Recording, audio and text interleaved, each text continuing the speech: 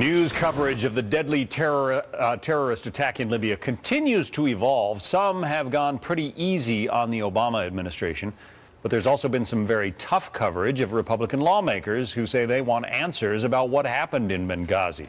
Let's go to our News Watch panel. Judith Miller is a Pulitzer Prize-winning investigative reporter.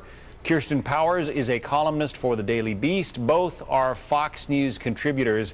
I want to start off by playing just a bit of the news conference that the president had after his re-election. His first time at the podium in 8 months, a solo news conference, and really the first time we'd had an opportunity as the press corps to question him about what happened in Benghazi. And here is one of the questions or statements that gets made. Listen.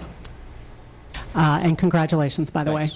One quick follow-up. Was there when I was running for state senate. That's right, I was. Christy and I go back a ways. I've never seen you lose. I wasn't looking that one time. There you go. And that's how some of the precious presidential news conference time got used. Judy, what do you think about that? Well, I think a little banter back and forth is sometimes appropriate, but not when a president has been hiding from the media, at least the media that's supposed to be asking him the tough questions, for so very long. This was our first opportunity as reporters to kind of get him to answer the questions that have been swirling around the Benghazi incident and the administration's presentation of what happened there. And he got off very, very easy. What he did was divert attention from those pressing issues to his defense of his UN ambassador, Susan Rice. That's what this was for him, a great moment to kind of score chivalrous points rather than answer and be pressed on the challenges and the questions that so many fair-minded people have about what happened in Benghazi that night and what the administration said about it. A number of senators, including Senator Lindsey Graham, Senator John McCain, Senator Kelly Ayotte, a woman, it should be noted, were critical of what Ambassador Susan Rice said when she went on the 5 Sunday talk shows and said this was all about the video. Now, Kirsten, I want to read for our viewers a clip of your most recent column.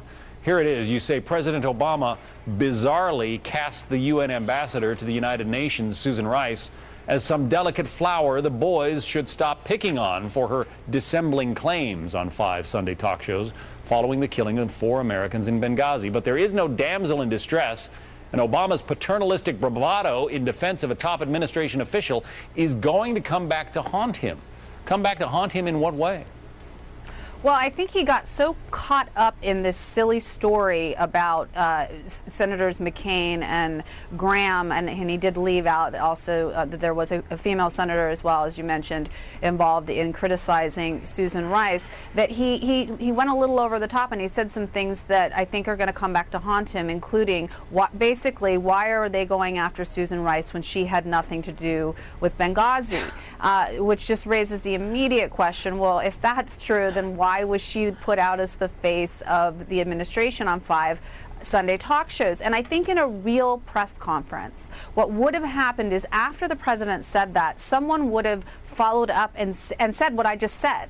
You know, they wouldn't have just let him get away with that. And that's the problem with this press conference, is that there's no give and take, there's no follow-up, there's no holding him accountable for the things that he says, you know, and trying to portray Secretary Rice as some poor little victim because a couple senators are criticizing her. I mean, my God, look what Eric Holder has gone through. Could you imagine the president saying they're just picking on him because, you know, they're too afraid to come after me, which was kind of the implication of what he said? He would never say something like that. Well, and it is another point that I'm stealing once again from Kirsten, Judy, but, you know, she points out, what if George W. Bush had told the press corps to stop picking on John Bolton, his ambassador to the United Nations? Right, discrimination against men with mustaches. I mean, this is, you know, this is so absurd, and the president gets away with it, frankly, because we let him get away with it. There was Ed Henry of Fox News, Jake Tapper, a couple of other people trying to ask some hard questions, but he just swept them aside, and that format is death for getting to the bottom of an affair. That's why we really do need to know in detail, either a select committee or some other venue, what the administration has said about what happened in Benghazi that night, whether or not they were attempting to mislead the American people about what happened, to will make their reelection more likely? I mean, these are questions that are not going to go away, even though the administration would like them to go away. Yeah, because if Susan Rice wasn't connected at all to the Benghazi incident, why did they put her on the Sunday morning shows to answer questions about the Benghazi incident?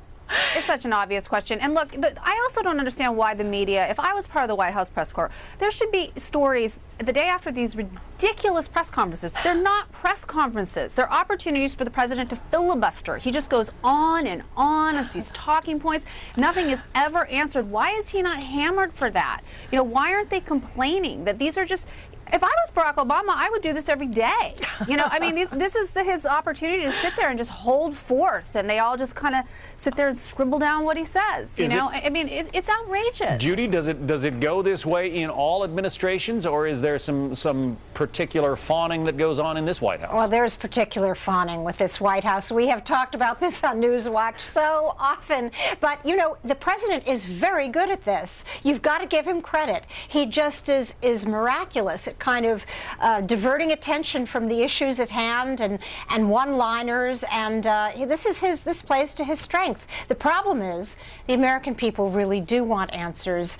They deserve answers to what happened in Benghazi that night. 4 Americans are dead, and we can't just let it lie. And by the way, if he's going to nominate Susan Rice as the Secretary of State, I wonder if she's going to be able to defend herself, or whether or not she's going to need Barack Obama there at her side the whole time. Right. That's a great point. He told those 2 male senators, McCain and Lindsey Graham, called them out by name and essentially said, you know, if you want to criticize her, you know, come after me.